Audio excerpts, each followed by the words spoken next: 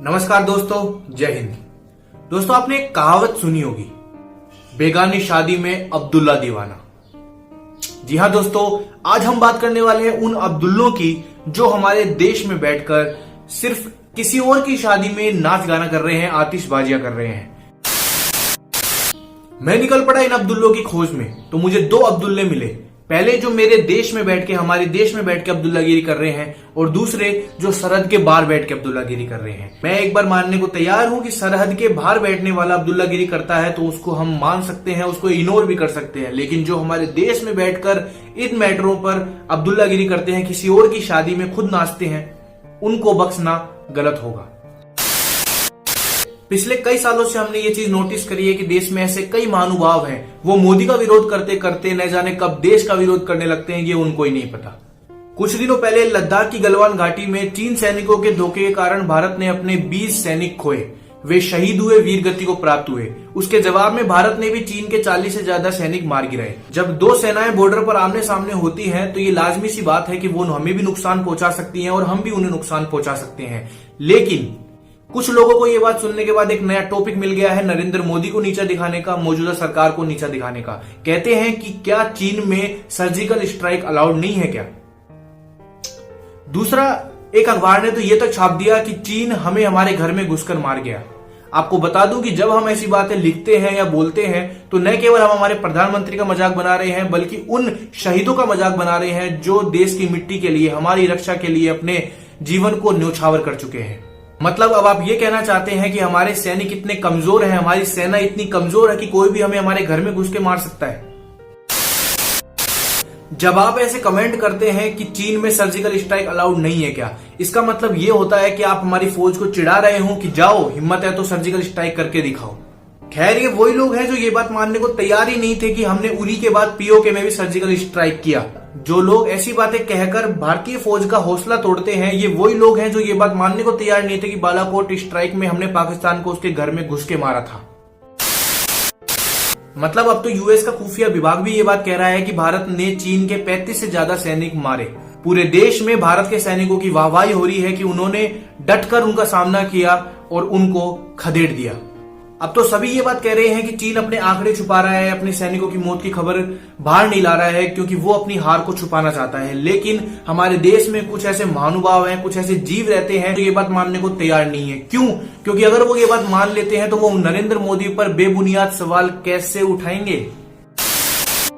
बेशक आपको सवाल उठाने का हक है, आप सवाल उठा सकते हैं। जब मौजूदा सरकार पिछली जितनी भी स्ट्राइक हुई है, air strike, PoK strike, Balakot strike, जितनी भी हुई है, उनके लिए खुद को शाबाशी देती है, खुद की पीठ थपथपाती है, तो इसके लिए भी सरकार को जवाब देना पड़ेगा। आपके दिमाग में भी अगर ये सवाल घूम रहा है, तो मैं आपसे सिर्फ इतनी सी गुजारिश करता हूं कि आप हमारी फौज पर विश्वास रखिए, साथ ही ट्रस्ट कर लीजिए, थोड़ा समय दे दीजिए। जरूरी नहीं है कि अगर किसी जमीन का विवाद है, यहां तक तो हमारे घर में भी किसी जमीन का विवाद होता है तो वो ही कितने सालों तक सुलझता नहीं है, फिर भी ये तो सरहद की जमीनों का विवाद है। आप विश्वास रखिए, थोड़ा ट्रस्ट भी कर लीजिए, लेकिन उन सवालों में आपका गुस्सा दिखना चाहिए, आपकी शरारत नहीं। क्योंकि आप अगर इस मौके पर शरारत करते हैं तो आप एक तरीके से हमारी सेना का मजाक उड़ा रहे हैं, उन शहीदों का मजाक उड़ा रहे हैं जिन्होंने देश की मिट्टी के लिए अपने जान दिए हैं, उनके परिवार का मजाक उड़ा रहे हैं।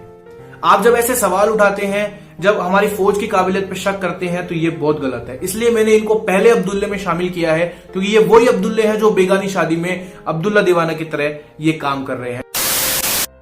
जरूरी नहीं है कि हर चीज का सॉल्यूशन सर्जिकल स्ट्राइक हो, तो विश्वास कीजिए मौजूदा सरकार पर, साथ ही कुछ काम जो है वो हमारे फौजियों पर भी छोड़ दीजिए। और आपसे दरख्वास्त है कि जो भी ये बिना मतलब की आतिशबाजियां कर रहा है इस बेगानी शादी में, आप अपना अब्दुल्ला पन्ना साइड में रखिए और थोड़े दिनों के लिए अपना मुंह बंद रखिए। कोटमेड, जी हां, अब आपके शहर कोटपुतली में भी ऑनलाइन दवाइयों की सुविधा। घुमाइए अपना फोन और पाइए अपनी मनचाही दवाइयां सीधे अपने घर, वो भी बिना किसी देरी के। अधिक जानकारी के लिए विजिट करें हमारी वेबसाइट आपकी स्क्रीन पर।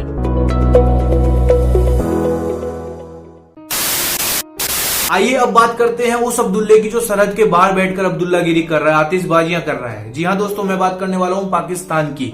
भारत और चीन के बीच होने वाले विवादों में पाकिस्तान अपने आप को मेन लीड समझ रहा है। वो समझ रहा है कि भारत और चीन के बीच होने वाला विवाद उसको फायदा देगा। मैं उनको बता देना चाहता हूं कि अगर आपने रामायण नहीं देखी है तो जाइए जनाब, रामायण को देखिए।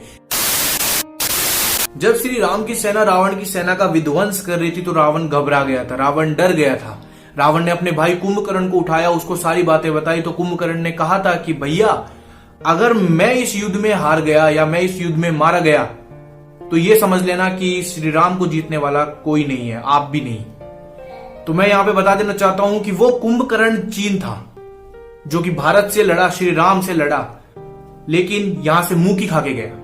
और वही रावण ये पाकिस्तान है जो कभी भी जीत नहीं पाएगा। अगर पाकिस्तान ये सोच रहा है कि चीन भारत का नुकसान पहुंचा सकती है तो जनाब जाइए, आप न्यूज देख लीजिए, आप रिपोर्ट पढ़ लीजिए, रक्षा मंत्री कहां पर है। अगर अब चीन कुछ भी हरकत करता है तो उसको मुंह तोड़ जवाब मिलेगा और साथ ही उस अब्दुल्ले को भी जवाब मिलेगा जो सरहद के बाहर बैठकर आतिशबाजियां कर रहा है। ध्यान रखना, पाकिस्तान घर में घुस के मारेंगे।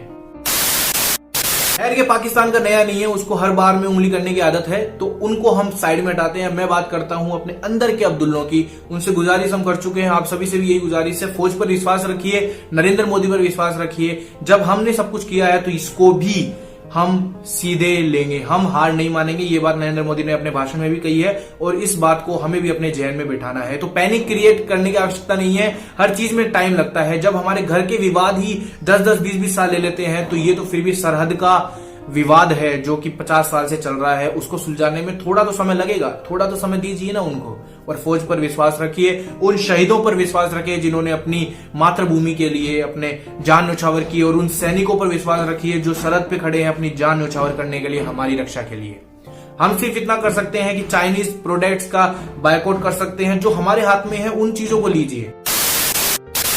हम उन शहीदों को नमन करते हैं जिन्होंने देश की रक्षा के लिए अपनी जान न्यौछावर कर दी। उनके परिवार को दिल से सांत्वनाएं देते हैं कि उनको हिम्मत दे भगवान, उनकी आत्मा को शांति दे। और साथ ही उनका एहसान ये देश, उनकी जान की कीमत ये देश कभी नहीं भूलेगा। ये देश उनके सामने झुका हुआ है, हमेशा झुका हुआ रहेगा, और ये शहीदों को मेरा नमन है।